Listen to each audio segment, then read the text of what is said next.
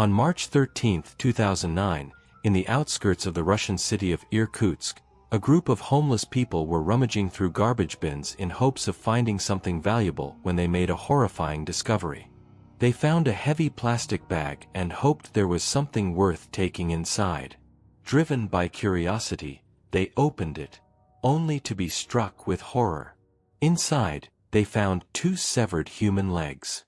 It was immediately apparent they belonged to a woman, given their slender appearance and the toenails painted red.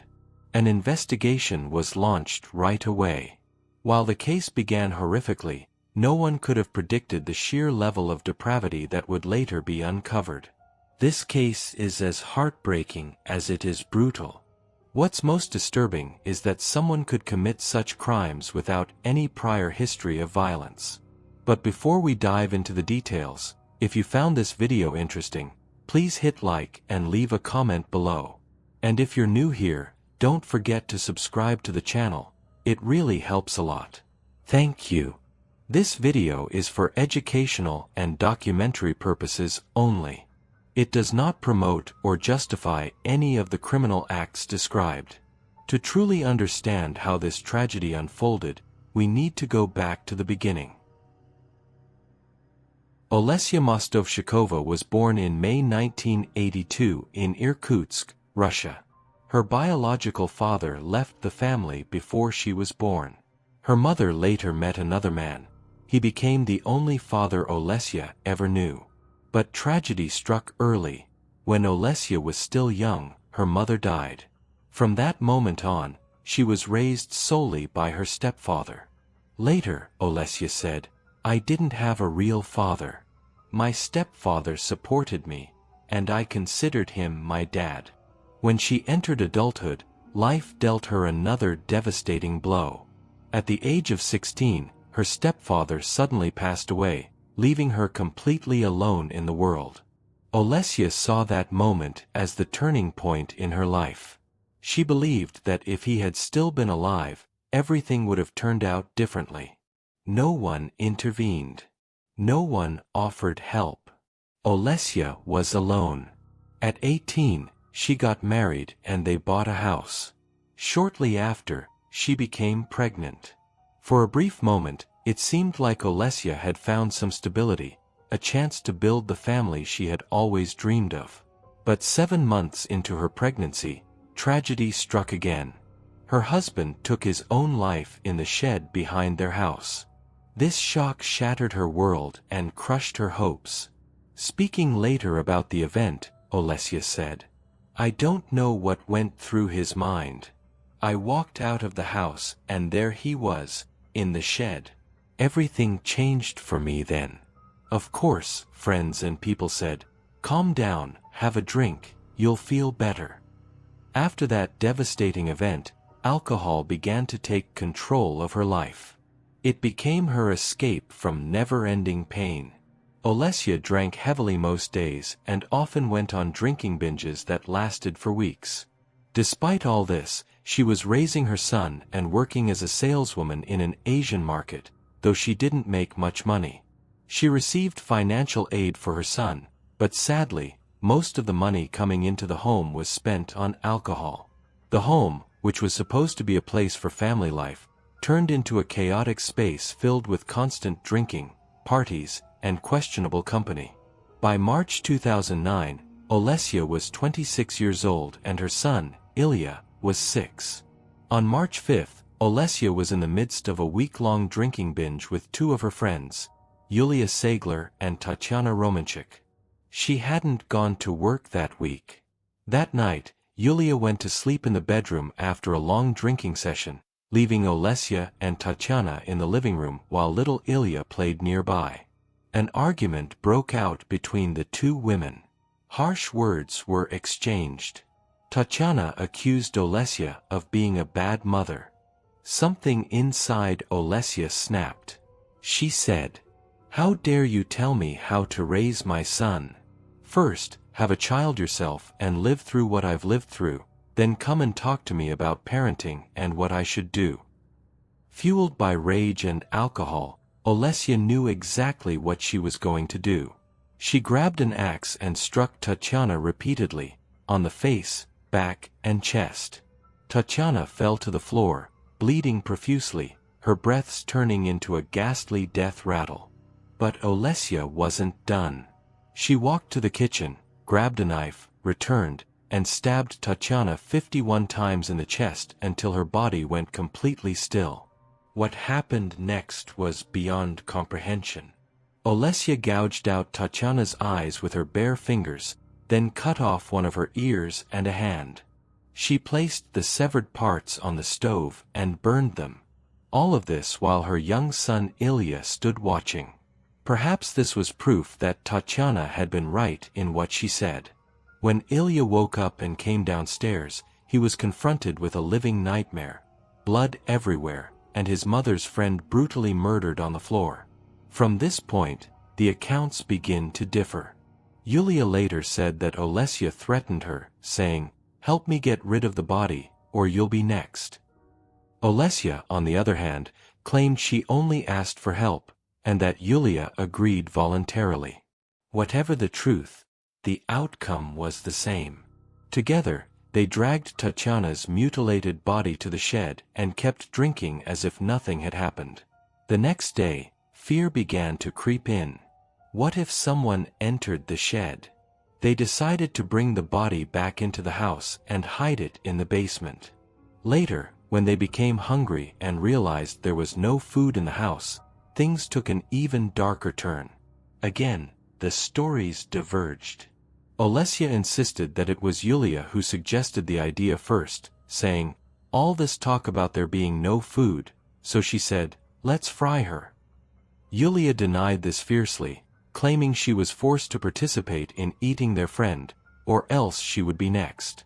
Olesya said, "We decided to cut a piece of meat from the leg, then cut the groin, which we left in the basement, took the meat to the kitchen, cooked it, and ate it." But it didn't stop there. They also cut meat from Tatyana's cheeks and other parts of her body, including her arms and legs. Over the course of a week, all three, Olesya, Yulia, and even little Ilya, consumed parts of Tatyana's remains. As the body began to decompose, it became clear they had to get rid of it quickly. Olesya knew they couldn't simply dispose of the remains easily. People would discover the crime before long. They first tried to bury the body in the backyard, but the ground was frozen solid and impossible to dig through. So they made a decision. Olesya and Yulia began dismembering Tatyana's body. They cut off her legs, placed them in a plastic bag, and that night, took the bag to a distant street and left it in a large garbage container. But the next day, fear returned. On March 13, 2009, they decided they needed to move the rest of the remains. They had no choice but to use the backyard, no matter how difficult the frozen ground. That morning, as some homeless people were scavenging the trash for anything of value, they made a horrifying discovery: the severed legs. The investigation began immediately. Police questioned around 50 neighboring homes, but found no leads. Authorities didn't even know whose legs they had found. But it didn't take long for them to get the breakthrough they were waiting for. Officer Peter Anker decided to check a slightly farther area. He arrived at the back entrance of house number 55 on Liberation Street and, through a narrow gap in the gate, saw two women digging. It was a strange sight. No one gardens at this time of year.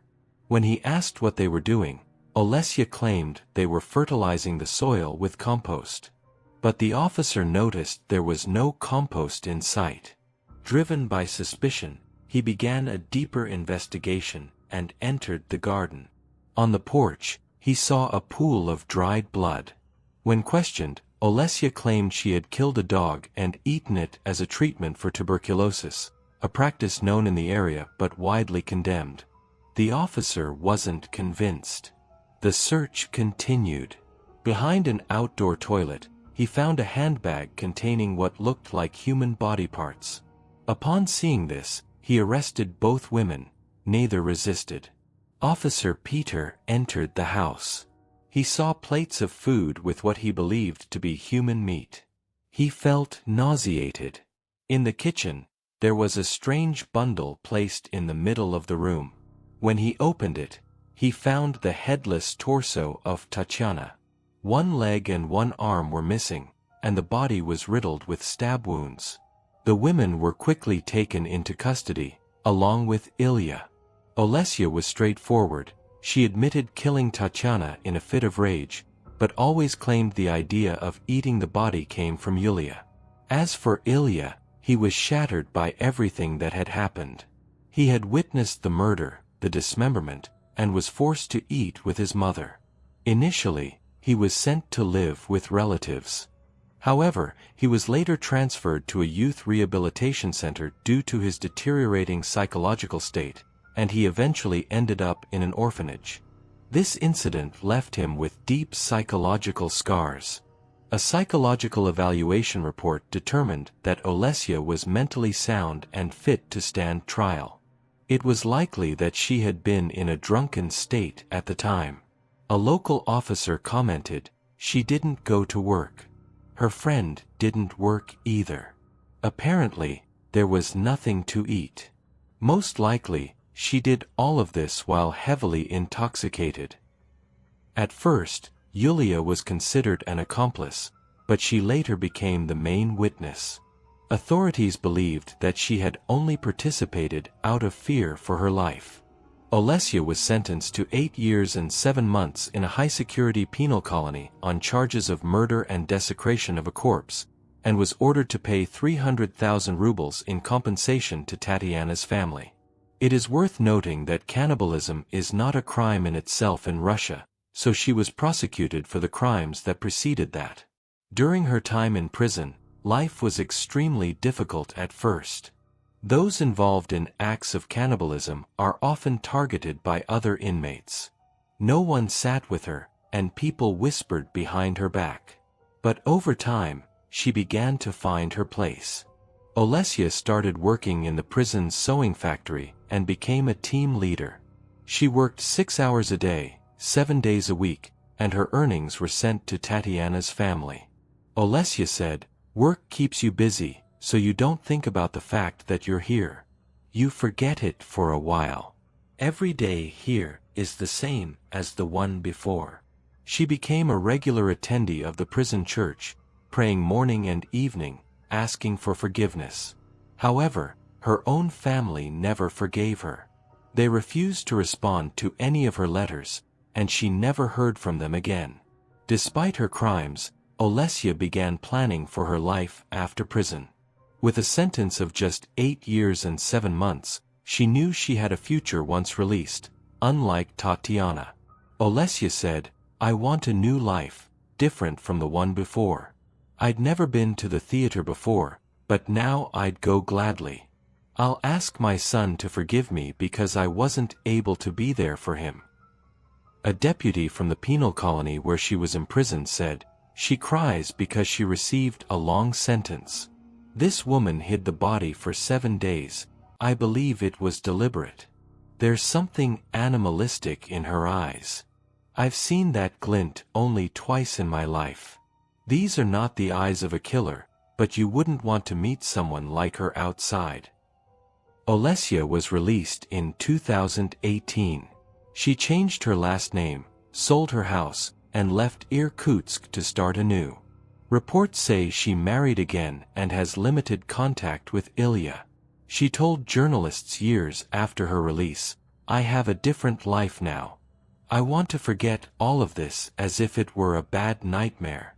But everyone keeps reminding me. I've served my sentence.